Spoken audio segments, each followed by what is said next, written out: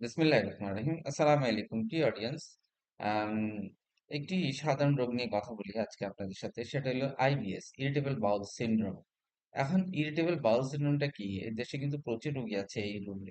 কারণ আমরা যখন প্র্যাকটিসে বসি তখন দেখা যায় যে আর ডাক্তার মানে এই রোগে বিভিন্ন রকম যত ডাক্তারের কাছে যায় কিন্তু দেখা যায় যে লক্ষ লক্ষ টাকা খরচ করে আসেন এবং পয়সাও দিয়ে আসেন, কিন্তু আইবিএস তো ওনার ভালো হচ্ছে না।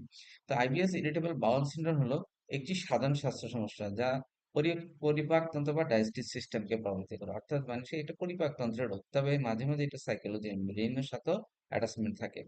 এর ফলে পেট মোচড়ানো বা কামড়ানো, পেট ফোলা, পাতলা পায়খানা, মাঝে মাঝে কোষ্ঠকাঠিন্য তৈরি হয়। অর্থাৎ বিপরীত, মানে একদিন এক এক রকম তৈরি হতে পারে।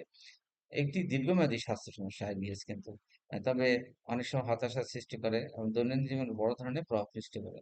হতাশা মানে ফ্রাস্ট্রেশন তৈরি করে এবং এই ফ্রাস্ট্রেশন থেকে মানুষের ক্যারিয়ার, লাইফ, তার প্রোডাক্টিভিটি এগুলি সব লস হয়। কারণ আইবিএস সাধারণত সারতে চায় না, কিন্তু আপনার ফুড, আপনি যদি ফুড হ্যাবিট কন্ট্রোল না করেন, দেখা যায় আপনি দীর্ঘদিন এটা ভুগছেনই।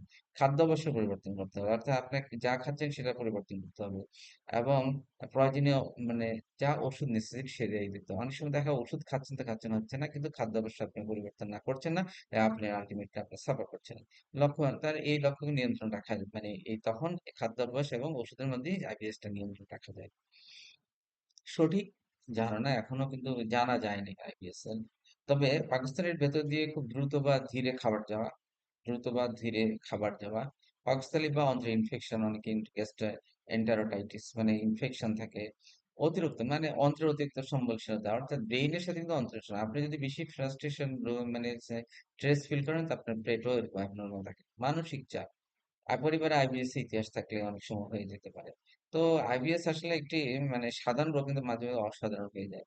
তো কারণ আমি নিজে প্র্যাকটিসে দেখি যে আইবিএস এর খুব সুস্থ, ওনার কোনো রোগ নাই, শুধুমাত্র একটি আইবিএস, এটা নিয়ে উনি লক্ষ লক্ষ টাকা খরচ করেছে একজন। তো হিসাব দেখলাম যে 34 লক্ষ টাকা আইবিএস এর বিভিন্ন ডাক্তার আছে ইন্ডিয়া, বাংলাদেশ, সিঙ্গাপুরে, বাট উনি আইবিএস থেকে ভালো হয় নাই।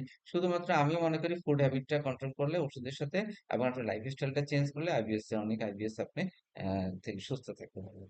ডিয়ার অডিয়েন্স, আজকে এই পর্যন্ত। আসসালামু আলাইকুম।